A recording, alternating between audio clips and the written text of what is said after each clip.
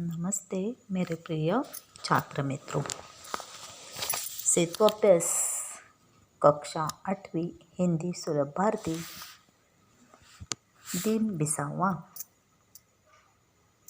क्षेत्र है श्रवण और भाषण, कौशल तथा क्षमता, मौखिक भाषा विकास। संबोध दिया है कविता तथा गीत।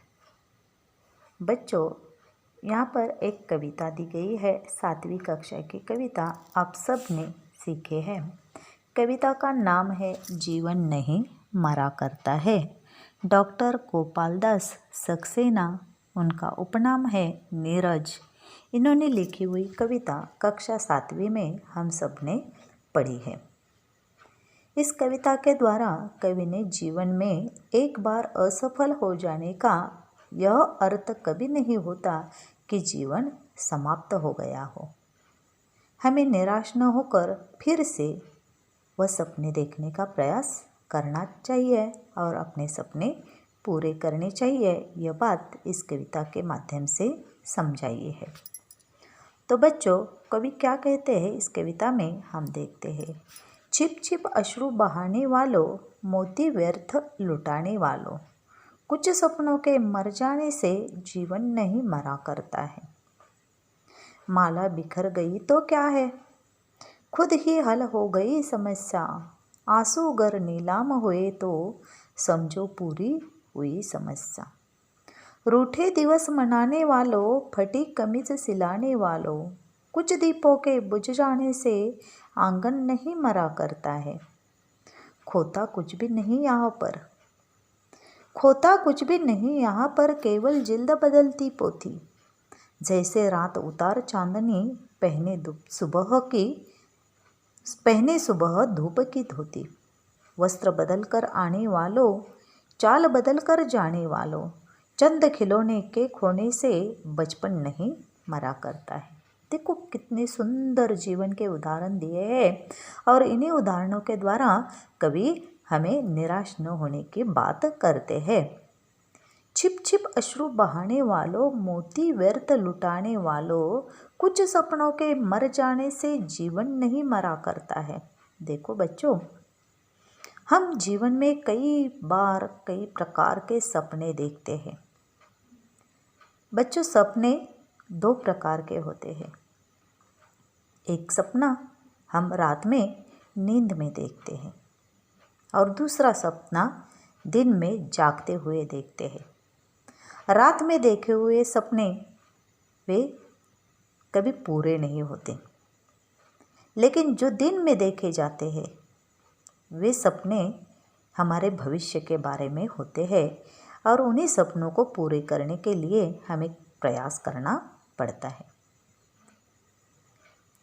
तो कवि कहते हैं कि दिन में देखे हुए जो सपने होते हैं, जिन सपनों को पूरा करने के लिए हम दिन रात प्रयास करते रहते हैं, हमारी नींद उड़ जाती है, ऐसे सपने यदि हमारे पूरे नहीं होते, वे समय से पहले टूट जाते हैं, तो उस समय हमें निराश नहीं होना चाहिए और निराश होकर छुप छुप कर अश्रु भी नहीं बहाने चाहिए, छुप छुप कर रोना भी नहीं चाहिए। यह आंसू मोतियों के समान होते हैं। आंसू रूप मोतियों को व्यर्थ में नहीं बहाना चाहिए, क्योंकि कुछ सपने यदि हमारे पूरे नहीं हो सके तो इसका मतलब यह नहीं होता कि हमारा जीवन समाप्त हो जाता है। जीवन तो आगे चलता ही रहता है, जीवन कभी मरता नहीं है। इसलिए सपनों के टूट जाने से हमें निराश नहीं होना है, उन सपनों को दोबारा देखना है, उसे पूरा करने की कोशिश करनी है। इसके लिए कवि एक सुंदर सा उदाहरण देते हैं मोतियों की माला का। कवि क्या कहते हैं, देखो दूसरे पंक्तियों में, माला बिखर गई तो क्या है, खुद ही हल हो गई समस्या। आंसू गर नीलाम हुए तो समझो पूरी हुई समस्या। देखो मोतियों की सुंदर सी माला है, उस माला को क्या करते हैं हम, धागे में पिरोकर उसकी सुंदर सी माला बनाते हैं। ये सपने भी एक माला की तरह होते हैं, मोतियों की माला की तरह होते हैं। वो माला टूटती है तो हम क्या करते हैं, उस माला को दोबारा मोतियों को धागे में पिरोकर उसकी सुंदर सी माला बना देते हैं। तो उसी प्रकार माला बिखर जाती है, टूट जाती है, तो क्या करते हैं हम, उसकी सुंदर सी माला बना देते हैं। उसी प्रकार माला यदि टूटकर बिखर गई तो चिंता करने की कोई बात नहीं है, चिंता नहीं करनी चाहिए। यदि हमारे आंसुओं पर लोगों का ध्यान जाता है तो समझना चाहिए कि हमारी तपस्या पूरी हो गई। यदि हमारे आंसुओं पर लोगों का ध्यान जाता है तो समझ लेना चाहिए कि हमारी तपस्या जो है वह तपस्या पूरी हो गई है, क्योंकि परिस्थितियों से हार कर रूठ कर बैठ जाना यह समस्या का हाल नहीं होता। चाहे कितनी भी कठिन परिस्थिति क्यों ना आए, उसे निराश नहीं होना चाहिए, उस कठिन परिस्थिति का सामना करना है। इसके लिए देखो, हौसले हो अगर बुलंद तो मंजिल मिल ही जाती है। हौसले हो अगर बुलंद तो मंजिल मिल ही जाती है। 4 कदम और चलो तो अपने आप चली आती है। इसी प्रकार हमारे हौसले जो है वह हौसले कैसे होने चाहिए, बुलंद होनी चाहिए, और उसके लड़ने की हमें हिम्मत होनी चाहिए। इसलिए रूठ कर बैठ जाना यह समस्या की समाधान नहीं होता, यह समस्या का हल नहीं है। इससे समस्या छूट नहीं सकती। यदि कमीज फट जाए तो क्या करते हैं, उस फटी कमीज को सीकर हमें फिर से पहनना पड़ता है, सी लेना चाहिए, फेंक नहीं दिया जाता। रूठे दिवस मनाने वालों, फटी कमीज सिलाने वालों, कुछ दीपों के बुझ जाने से आंगन नहीं मरा करता है। जैसे कमीज फट जाती है तो उसे सीख कर हम फिर दोबारा पहनते हैं। पहनना सिला लेना पड़ता है, फेंक नहीं दिया जाता। हमें ध्यान रखना चाहिए कि आंगन में चलते दीपों में से कुछ दीप बुझ जाए तो बाकी दीप आंगन में अपना प्रकाश फैलाते रहते हैं। इसी तरह यदि हमारा एकाध सपना टूट जाता है तो हमें जीवन में और सपने देखना चाहिए, और सपने देख कर वह पूरे करने चाहिए, क्योंकि हमारा जीवन तो इससे समाप्त नहीं होता है। जीवन कभी मरता नहीं है। जिस तरह आंगन में लगाए हुए दिवाली के दिन हम आंगन में कई दिए लगाते हैं, आंगन हमारा पूरा जगमगा उठता है, लेकिन उन दीपों में से एकाध दीप बुझ जाता है तो आंगन का प्रकाश जो है वह प्रकाश मिटता नहीं है, आंगन हमारा कभी मरता नहीं है। उसी तरह जीवन में एकाध सपना टूट जाने से हमारा जीवन समाप्त नहीं होता है। इसीलिए हमें उन सपनों को दोबारा देखना चाहिए। खोता कुछ भी नहीं यहाँ पर, केवल जिल्द बदलती पोथी, जैसे रात उतार चांदनी पहने सुबह की धोती। देखो बच्चों, इस दुनिया में कुछ भी समाप्त नहीं होता है, केवल उसका रूप बदलता रहता है। केवल जिल्द बदलती पोथी, जिल्द यानी पुस्तक का बाह्य आवरण। जिल्द का अर्थ क्या है, पुस्तक का बाह्य आवरण। इसका मतलब है कि यहाँ पर कुछ भी समाप्त नहीं होता है। हम क्या लाए हैं, कुछ भी नहीं है, जहाँ जैसे आए थे वैसा ही हमें जाना है। उसी प्रकार कवि कहते हैं यहाँ पर तो कुछ भी नहीं खोता है, केवल जिल्द बदलती है पोथी। इसका मतलब है कि केवल उसका रूप बदलता रहता है। रात के बाद दिन आता है और ऐसे लगता है मानो रात ने चांदनी रूपी वस्त्र उतार कर धूप रूपी वस्त्र पहन लिया हो।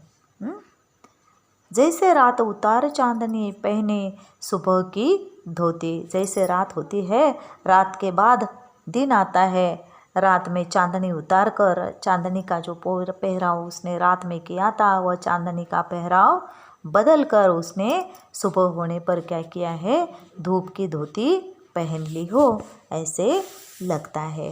हमें समझना चाहिए कि बचपन में वस्त्र बदल कर आने वालों, चाल बदल कर जाने वालों, चंद खिलौने के खोने से बचपन नहीं मरा करता है। तो इसी प्रकार हमें समझना चाहिए कि बचपन में खेलते हुए एक आध खिलौना टूट जाता है, खो जाता है, तो इसका मतलब ये नहीं होता कि बच्चे के आनंद पर कोई असर पड़ जाता है। चंद खिलौने के खोने से बचपन नहीं मरा करता है। उसके कुछ खिलौने टूट जाते हैं या खो जाते हैं तो बच्चे का बचपन समाप्त नहीं होता, वो उसका बचपन नहीं मरता, बच्चे के आनंद पर इसका कोई असर नहीं होता है। वह दूसरा कोई खिलौना लेकर खेलने लगता है, उसका बचपन तो मर नहीं जाता है। तो बच्चों, इस कविता के द्वारा हमें क्या सीख मिलती है कि हमारे जीवन में चाहे कितने भी निराशा आए, कितनी भी परिस्थिति कठिन क्यों न हो, लेकिन हमें निराश नहीं होना चाहिए। असफलता ही सफलता की पहली सीढ़ी होती है, यह समझकर जीवन में आए हुए अपयश को हमें क्या करना चाहिए, सफलता में बदल देना चाहिए। इसके लिए प्रयास करने हैं, निराश नहीं होना है। निराशा को छोड़कर प्रयास करते रहेंगे तो जीवन का हर सपना हमारा पूरा हो सकता है। यह बात कवि ने यहाँ पर स्पष्ट कर दी है। तो बच्चों, इसके नीचे आपको यह कविता जो है, यह कविता गानी है, लय और ताल के साथ गानी है और इस कविता का गायन करके यहाँ कुछ नए शब्द दिए हैं। तो यहाँ इस कविता में हम थोड़ा सा अभ्यास करते हैं। इस शब्द की सहायता से नए शब्द बनाने हैं। जैसे कि दीप, दीप से बनता है दीपोत्सव। उसी प्रकार दीपोत्सव, दीपशिखा, दीपावली, दीपमाला, दीपोत्सव, इस प्रकार के शब्द बनते हैं। तो ये शब्द आपको नए शब्द दीप के माध्यम से बनाने हैं। अब दूसरा प्रश्न जो है वो प्रश्न क्या है, देखो, जीवन की शाश्वतता बताने वाले पंक्तियों को लिखो। इस कविता में जीवन की शाश्वतता बताने वाली जो पंक्तियां हैं, उन पंक्तियों को आपको लिखना है। तो देखते हैं हमें इस कविता में कौन कौन सी पंक्तियां आई है। यहाँ पर जो पंक्तियाँ आई है, जीवन की शाश्वतता बताने वाली पंक्तियाँ, खोता कुछ भी नहीं यहाँ पर, खोता कुछ भी नहीं यहाँ पर, केवल जिल्द बदलती पोथी, जैसे रात उतार चांदनी, पहने सुबह की धोती। इन पंक्तियों से हमें जीवन की शाश्वतता मिलती है, क्योंकि हमारा जीवन समाप्त नहीं होता है। ऐसे लगता है कि केवल उसका रूप बदल दिया जाता है। यह बात यहाँ पर स्पष्ट होती है। ये दो पंक्तियाँ क्या करती है, जीवन की शाश्वतता बताती है। अब देखो नीचे आओ सृजन करें में दो प्रश्न दिए गए हैं, उन प्रश्नों के उत्तर आपको लिखने हैं। यदि सूरज का प्रकाश नहीं होता तो वनस्पति, पशु, पक्षी, मानव पर प्रभाव पर चर्चा करो या प्रभाव, उसके प्रभाव पड़ने वाला प्रभाव लिखो। इस पर आपको क्या करना है, चंद पंक्तियों में वह लिखना है। यदि सूर्य प्रकाश नहीं होता तो इन पर क्या प्रभाव पड़ता। देखो बच्चों, सूर्य प्रकाश यह बहुत ज़रूरी है। सभी सजीवों के लिए सूर्य का प्रकाश बहुत ही आवश्यक है। यदि सूर्य प्रकाश नहीं होता तो पृथ्वी पर वनस्पति का नामो निशान नहीं होता। वनस्पतियों पर क्या असर पड़ता है, तो पृथ्वी पर जो वनस्पतियाँ हैं उन वनस्पतियों का नामो निशान नहीं रहेगा। पेड़ पौधे सूर्य के प्रकाश की उपस्थिति में ही क्या करते हैं, पेड़ पौधों का जीवन संभव होता है। पशु पक्षियों पर इस सूर्य प्रकाश का असर पड़ता है। यदि सूर्य प्रकाश नहीं होता तो पृथ्वी पर पशु पक्षी भी नहीं होते। सभी पशु और पक्षी किसी न किसी रूप में वनस्पति पर निर्भर होते हैं। शाकाहारी पशु पेड़ पौधों को खाकर जीवित रहते हैं। मांसाहारी पशु जीवन यापन के लिए शाकाहारी पशु पर निर्भर रहते हैं। यह प्रक्रिया खाद्य श्रृंखला कहलाती है। जिस तरह वनस्पति और पशुओं पर सूर्य प्रकाश का असर होता है, उसी प्रकार मानव पर भी सूर्य प्रकाश का असर पड़ता है। यदि सूर्य प्रकाश नहीं होता तो पृथ्वी पर मानव का अस्तित्व संभव नहीं होता।